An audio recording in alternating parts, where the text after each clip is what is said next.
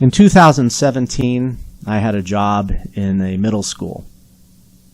I was a middle school science teacher. And my classroom erupted in sobs and tears when Trump got elected. Especially the Hispanic students, a lot of them stayed home because they were afraid for their friends and their family. They're believing that all of a sudden they'd be deported out of the country. The teachers that I worked with were primarily Democrats and liberal, and including myself, except for one teacher, and she was a history teacher in my team, and she had been teaching for God knows how long. she was one of those teachers that were hardened against anything that could possibly get screwed up in the system. She knew how to walk that system. She knew how to deal with parents, and she was a great teacher and actually a wonderful human being, which surprised me because I had learned that she voted for Trump, and I was like, what the...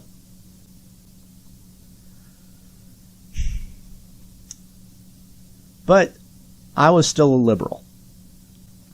At least I thought I was a liberal. I wasn't entirely left.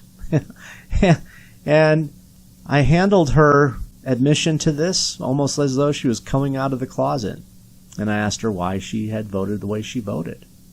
Her reasons aren't important. What was important was how she treated me. She treated me with kindness and respect and compassion. And one day we had a huge snowstorm and a blizzard, and I'd rode my motorcycle to school that day.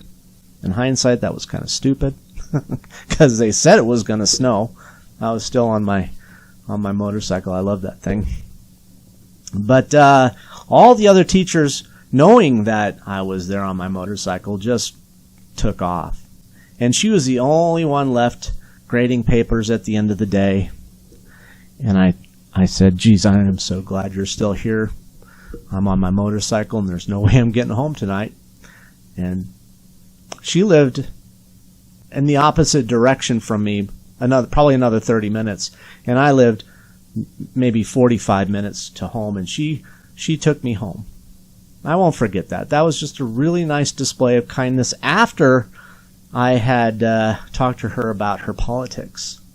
And she was really kind of I wouldn't say she was afraid to talk about her politics, but she was hesitant because everybody there in the break room were all Democrats, and they were all talking about how terrified their poor kids were, and that students were crying, and people were just up in arms about Trump's election. And to some extent, her kindness made me reflect on my perspective of Trump voters. I mean, after Hillary Clinton had called all the people on the Republican side a basket of deplorables because they followed and agreed with Trump's message, I was right there with her. Oh my God, these people are all fucking crazy.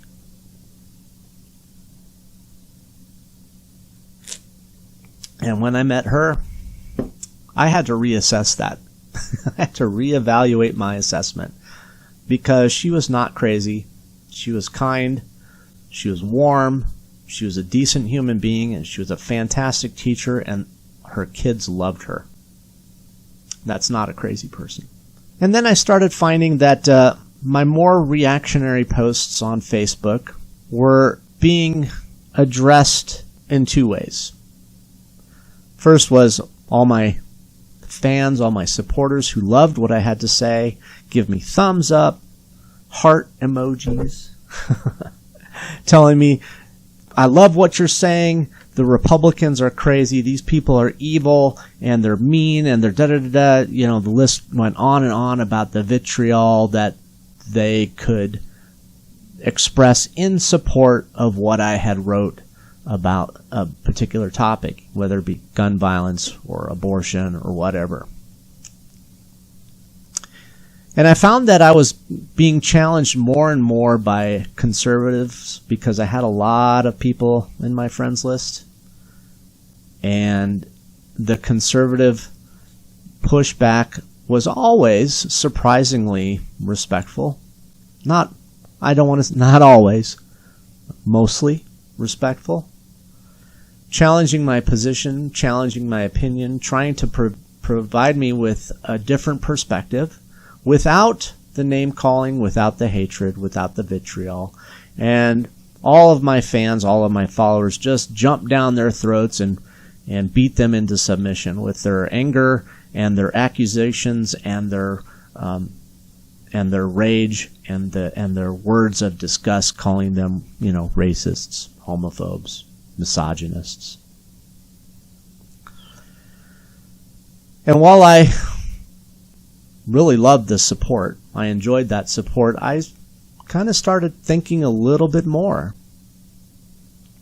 These people were not addressing my posts with the anger and the hate that I was expecting them to.